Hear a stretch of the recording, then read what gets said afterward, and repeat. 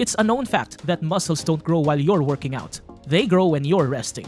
When you exercise, you create the conditions for muscle growth. And this growth involves tissue repair, supercompensation, and hypertrophy, which means the increase in muscle size.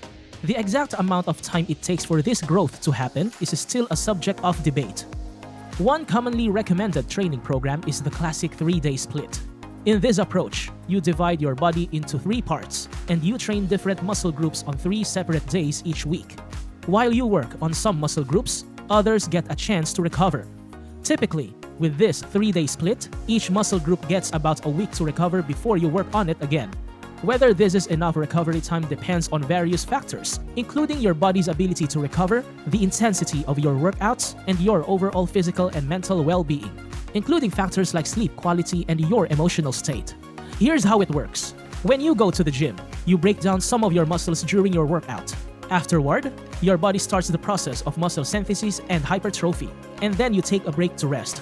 During this rest period, you provide your muscles with nutrients, vitamins, and minerals they need for growth. Tissue regeneration takes place, cells get larger, and your muscles get filled with glycogen and creatine. Essentially, what you damaged during your workout and then repaired with supercompensation has now grown and become stronger. The only way to experience decompensation, a decrease in muscle size, is if you neglect your workouts for an extended period, leading to a depletion of glycogen, creatine, or mitochondria stores, which are essential for endurance. So, as long as you stick to a regular training routine, your muscle growth will be maintained. When you take a break from working out, there might be fewer nutrients in your muscles because they are not being used. As a result, after a few weeks of rest, you might notice that your strength has decreased and your muscles seem smaller. But if you start training again after a couple of weeks, everything can bounce back, and sometimes you can even make progress.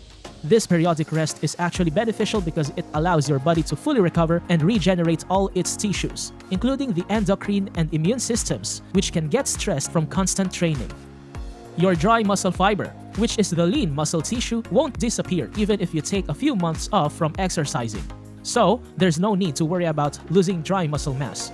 In fact, more rest can be better for lean muscle. Even if you exercise at least once a week, you can still build and maintain your lean muscle mass if your training is done correctly.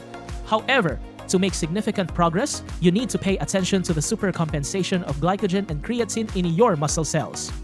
In simple terms, it's best to start your workouts when your muscles are at their fullest and your dry muscle fiber is mostly or fully recovered.